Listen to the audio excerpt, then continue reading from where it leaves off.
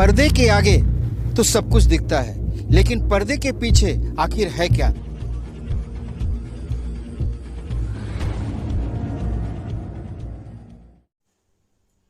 नमस्कार, मैं Satyendra Pratap Singh.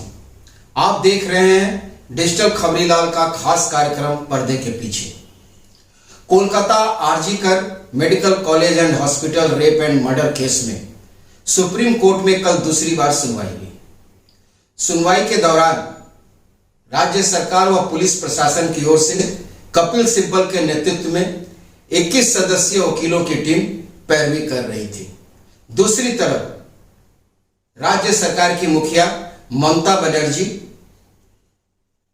We want justice के बैनर तले सड़क पर भी उतरकर मांग कर रही हैं कि न्याय मिलना चाहिए। एक तरफ मुख्यमंत्री न्याय की मांग कर रही हैं और दूसरी तरफ राज्य सरकार की ओर से कपिल सिब्बल 21 सदस्यीय भारी टीम को लेकर सुप्रीम कोर्ट में पैरवी कर रहे हैं। कल एक और बहुत मजेदार घटना घटी। जो ही सुप्रीम कोर्ट में सुनवाई शुरू हुई, उसके आधे घंटे बाद टीएमसी सांसद अभिषेक बनर्जी ने एक्स हैंडल पे एक पोस्ट किया। उस पोस्ट में उन्होंने कहा कि आरजीकर की घटना के बाद से पूरे देश में रेप की करीब 900 घटनाएं घटी हैं, यानी 90 घटनाएं प्रतिदिन घटी हैं। उसे वो विस्तृत जाते हुए बताते हैं कि प्रति घंटे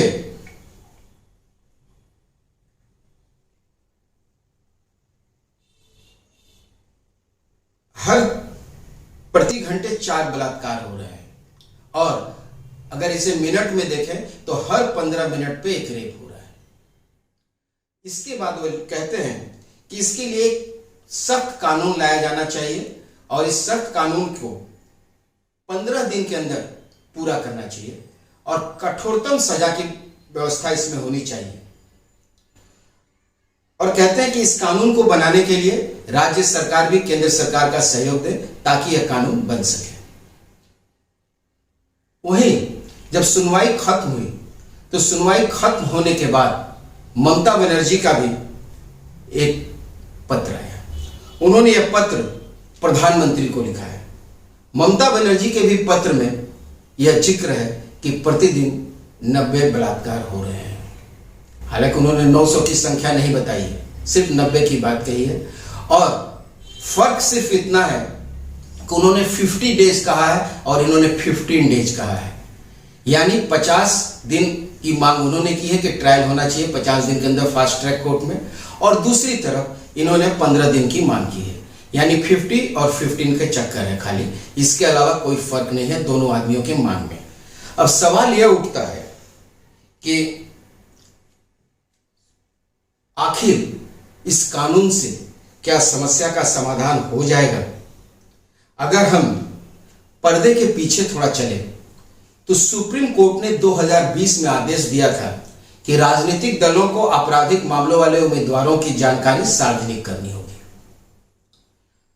RG Kar medical college and hospital rape and murder case के बाद ADR, association for democratic reforms ने महिलाओं के खिलाफ क्रिमिनल मामले वाले नेताओं की रिपोर्ट जारी की है।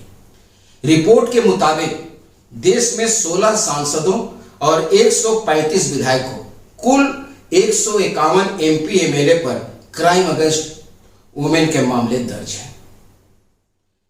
एडीआर के रिपोर्ट के अनुसार ही 16 एमपी एमएलए पर आईपीसी की सेक्शन 376 के तहत रेप के मुकदमे दर्ज हैं। इनमें 2 एमपी और 14 एमएलए हैं। इसमें एक ही पीड़ित से बार बार रेप करने जैसे जघन्य मामले भी हैं।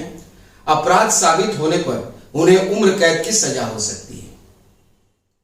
यह रिपोर्ट एडीआर यानी एसोसिएशन फॉर डेमोक्रेटिक रिफॉर्म्स और नेशनल इलेक्शन वॉच एनईडब्ल्यू ने 2019 से 2024 के दौरान दायर किए गए हल्फनामे से तैयार की है।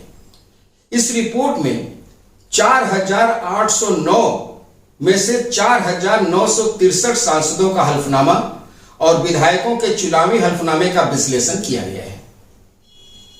इनमें 775 में से 755 सांसदों और 4693 में से 4033 विधायकों का हल्फनामा शामिल है।